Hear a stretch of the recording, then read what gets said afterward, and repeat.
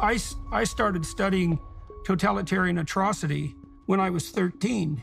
It's really been an obsession of mine, and it was really a psychological obsession rather than a political one. So I was always curious about the psychology of the perpetrator, right?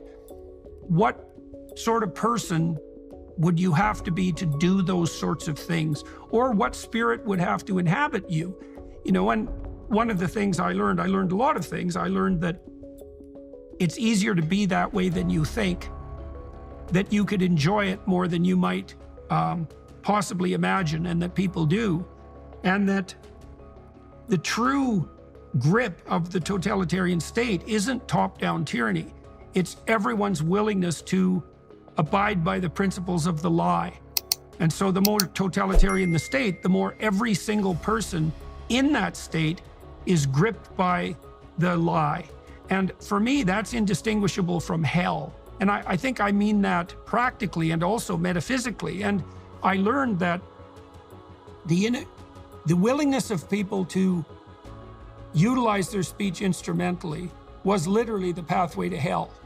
And so once I actually understood that and understood it in a manner that made it an incontrovertible truth for me, everything else became less frightening by contrast. It's like, so when I spoke out against this idiot Bill C-16 back in 2016, which was the forerunner of much of the trouble we're seeing now, especially on the gender insanity front, on the one hand, there was the threat of me putting my job on the line, and as it turned out, my clinical practice, and of course, making myself unpopular with the government.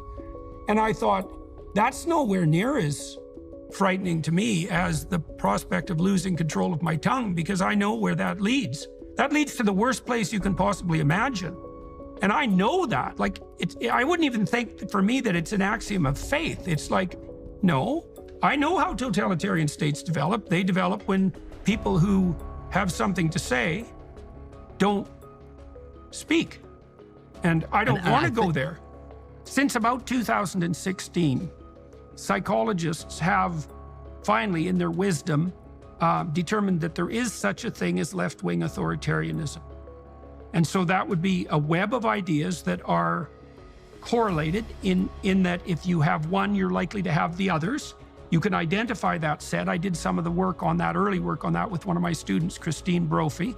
We found a set of progressive ideas and then a set of totalitarian leftist ideas that combined the progressive ethos with the willingness to use fear and compulsion and force to implement them.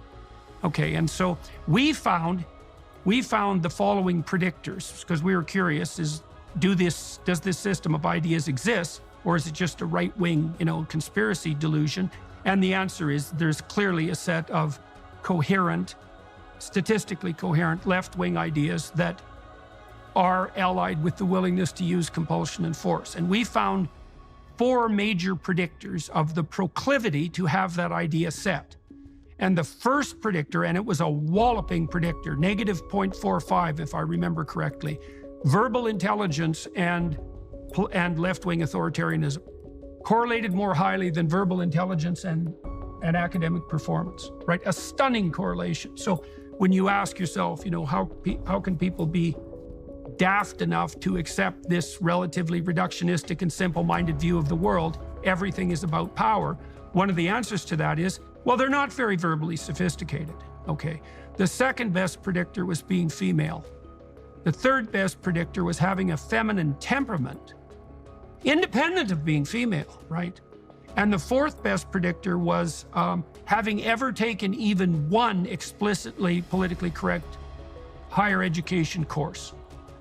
So now, since then, other people have developed analogous models of left-wing authoritarianism and looked for other predictors. And one of the most interesting predictors that has emerged is there's a very powerful relationship between the dark tetrad personality characteristics, including malignant narcissism, and the proclivity to hold left-wing authoritarian views. In fact, the correlation between malignant narcissism and left-wing authoritarianism is 0.6, which is so high that you could make the case because the scales are somewhat unreliable. You could make the case that they're not distinguishable on the measurement front.